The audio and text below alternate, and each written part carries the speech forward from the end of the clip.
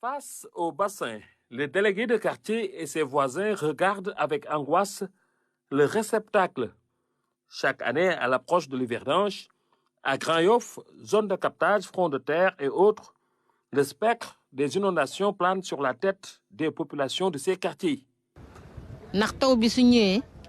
On ne dort plus dès que le ciel est couvert, car dès que la pluie commence, on s'attend à être inondé. C'est pourquoi on prend la précaution de construire un mur devant la maison pour nous protéger. Ce bassin, une forêt dense envahie par les plantes marécageuses, au-dessus d'une mare verdâtre. Des déchets jonchent les bords, l'odeur est insupportable. Le décor contraste avec le quartier résidentiel. Les immeubles ceinturent le bassin, le surplombent et du coup, quand toutes les eaux des quartiers environnants se déversent dans ce réceptacle de plus de 7 hectares, les riverains sont dans le désarroi. Ce bassin-là, c'est vraiment un véritable problème pour les habitants de la zone de captage. Il y a des maisons qui sont abandonnées, oui. On a même eu des morts ici à la zone de captage, des pertes colossales. Et on ne veut pas revivre cette situation cette année-là. Dès lors, la réhabilitation du bassin s'impose. Ça, c'est la première opération que les gens sont en train de dérouler.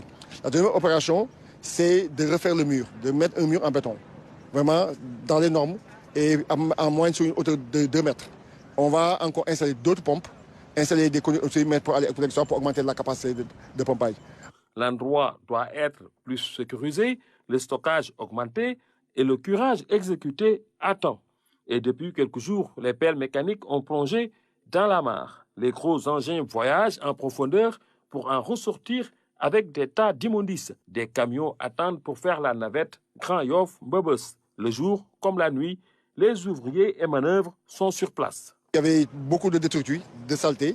Et ce premier travail d'abord a été fait d'enlèvement maintenant des ordures. Actuellement, il reste le sable et la boue qui s'est accumulé au bout de presque de 15 ans. Les pelles mécaniques qu'on voyait sont en train de faire ce travail d'excavation pour enlever le maximum de sable maintenant pour permettre au bassin d'avoir une grande capacité de stockage. 16 milliards CFA sont destinés à la réfection du bassin. Une décision prise par le chef de l'État et bien accueillie par les riverains. Je voudrais bien remercier le président de la République, M. Macky Sall, parce que lui-même avait dit qu'il a pris quand même les travaux de ce bassin-là lui-même, c'est lui-même qui le suivait.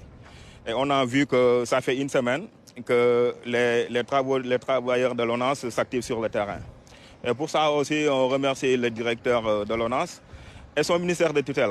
Toutefois, les riverains souhaitent une accélération des travaux. Aujourd'hui, on a constaté les travaux, c'est très bien, mais nous leur demandons encore une fois d'augmenter la cadence. Parallèlement, commencer à ériger le voile. On avait demandé qu'ils essayent de dévier ou d'arrêter carrément les eaux usées qui viennent de ce bassin-là. Parce qu'aujourd'hui, on est en période sèche.